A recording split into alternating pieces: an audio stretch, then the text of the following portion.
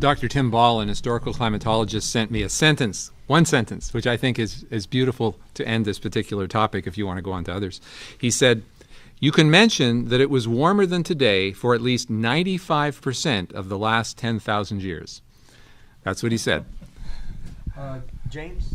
Yes. I hope people watching this get the idea that there's a lot of data on the other side, that we're all fighting to get in pieces of data because there's so much to say.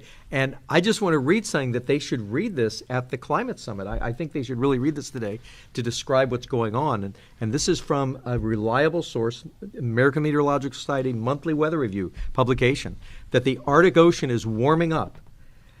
Icebergs are growing scarcer, and in some places the seals are finding the water too hot, according to a report by the Commerce Department at Bergen, Norway. Reports from fishermen, sea hunters, explorers all over point to radical change in climate conditions. Why aren't they reading this?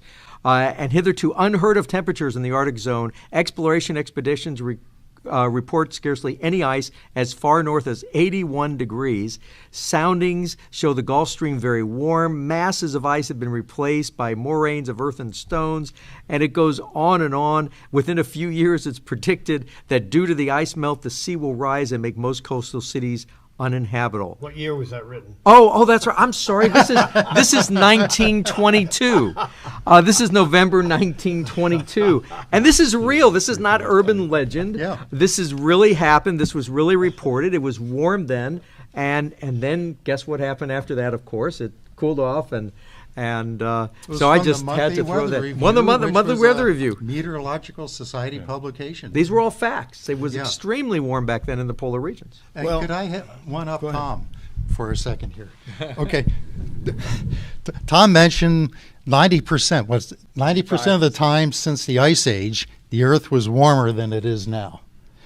Actually, 90% of the time since creation, the Earth was warmer than it is now, because the geological evidence indicates that over all of geologic history, 4.65 billion years, somewhere between 5 and 10% of that time was there any substantial ice on Earth.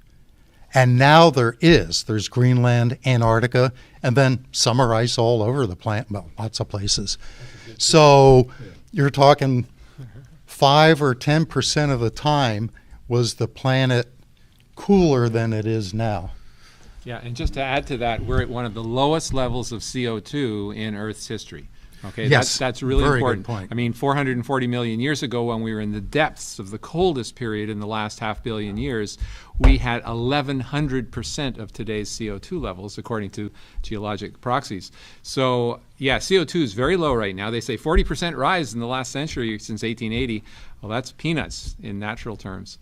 Well, so we should be very wasn't there a carboniferous? The carbon dioxide in this room is now around 900. Now, either we should be happy about it or perhaps evacuate the room for fear that there's something bad about it. There's nothing bad about carbon dioxide. The more, the better.